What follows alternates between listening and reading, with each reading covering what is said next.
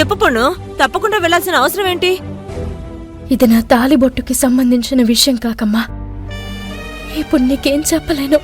నా మాట విను పొన్ను, ఇప్పుడు నీ పరిస్థితి బాలేదు. నువ్వు ఇంట్లోనే ఉండడం మంచిది. కాకమ్మా ప్లీజ్ అర్థం చేసుకో. నేను గుడికి వెళ్ళి తీరాలి. ఎందుకో ఇప్పుడు చెప్పలేను. ఈరోజు సాయంత్రం వరకు నన్నేం అడగద్దు. తర్వాత నీకన్నీ వివరంగా చెప్తాను. పొన్ను, నీ బాధ ఏందో నాకు అర్థం కాలేదు. కానీ నువ్వేం చేసినా ఈ కుటుంబం కోసమే చేస్తావని నా నమ్మకం. అందుకే నిన్ను గుడికి పంపమని నేనే అన్నికి చెప్తాను. థ్యాంక్స్ కాకమ్మా, థ్యాంక్ యూ. కాని పొన్ను, కన్నీళ్ళు చూసి నేను కరిగిపోయాను గాని ఇంట్లో ఎవరు పట్టించుకోరు. నేను చెప్పినా నేను ఒంటరిగా గుడికి పంపరు. నువ్వే అలా అంటే ఎలా కాకమ్మా? ఏదో ఒకటి చెయ్యి.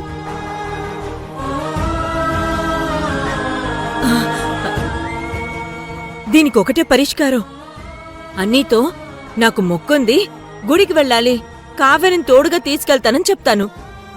అప్పుడన్నీయే కాదు, పెద్దమ్మ కూడా ఒప్పుకుంటుంది. కాకమ్మ వస్తే నేను భిక్షాటన ఎలా చేయాలి? ఏం పొన్ను, ఓకేనా? కాకమ్మ చెప్పింది నిజమే. నన్నొక్కదాన్ని బయటికి పంపరు. కాకమ్మతో కలిసి వెళ్లడమే మంచిది. కాకమ్మకి ఏదో ఒకటి చెప్పి తనని గుళ్ళోనే ఉంచి భిక్షాటనికి వెళ్తాను. సరే కాకమ్మ, మనిద్దరం కలిసి వెళ్దాం. అయితే నేను వెళ్ళి అన్నీ అడగొస్తాను. జాగ్రత్త.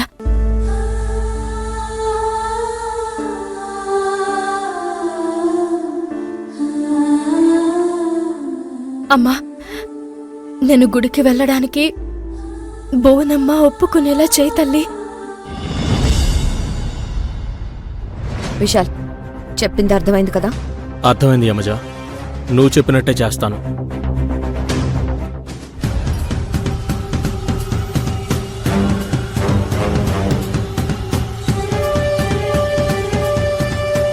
విశాల్, అర్జున్ జాబ్ మానేశానని చెప్పడానికి వస్తున్నాడు. నువ్వు తనకు కనిపించకుండా వెళ్ళిపో.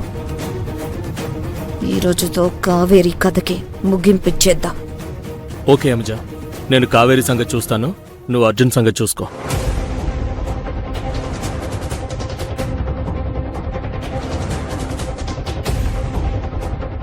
ఏంటి అర్జున్ మీ అమ్మగారు మాట్లాడేది? నేను నిన్ను కావేరిని విడదీయాలని చూస్తున్నానంట. అందుకోసం విశాల్ని వాడుకుంటున్నానంట.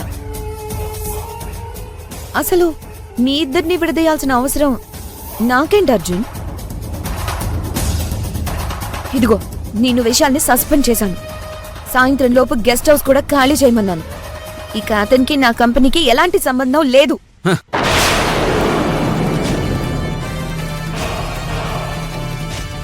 ఇంకాపుతావా నీ నాటకాలు? నువ్వెంత దుర్మార్గురాలువో నాకు తెలుసు. విషయాలను అడ్డం పెట్టుకొని ఇదంతా చేశావని కూడా నాకు తెలుసు. కావేరి ఏ తప్పు చేయలేదు, చెయ్యదు కూడా. నేను కావేరి కోసమే అగ్రిమెంట్ మీద సంతకం చేశాను. నీ దగ్గర డ్రైవర్గా చేరాను. నన్ను కావేరిని విడదీయాలని చూసిన మరుక్షణం ఆ అగ్రిమెంట్కి అర్థం లేకుండా పోయింది. నువ్వేం చేసుకుంటావో చేసుకో. ఇప్పటినుంచి మేము పనిలోకి రాం. ఇంకోసారి కావేరి గురించి తప్పుగా మాట్లాడితే మర్యాదగా ఉండదు. ఒక్క నిమిషం.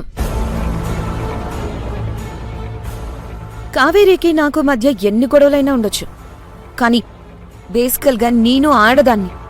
సాటి ఆడదాని మీద నిందలు వేస్తానా? కావేరి తప్పు చేస్తుంది కాబట్టి అన్నాను.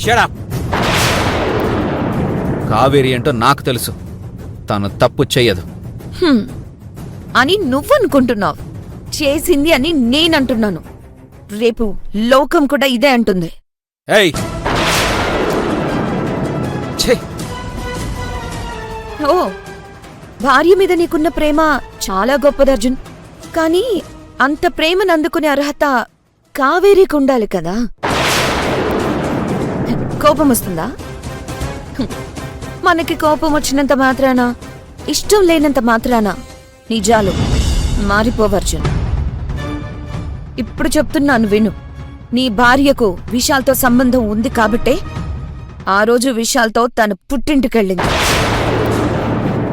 అక్కడైతే తన రాసలీలలు ఎవ్వరు చూడరేమో అని అనుకుంది. కానీ నువ్వు చూసేశావు. ఇది నీ వెర్షన్.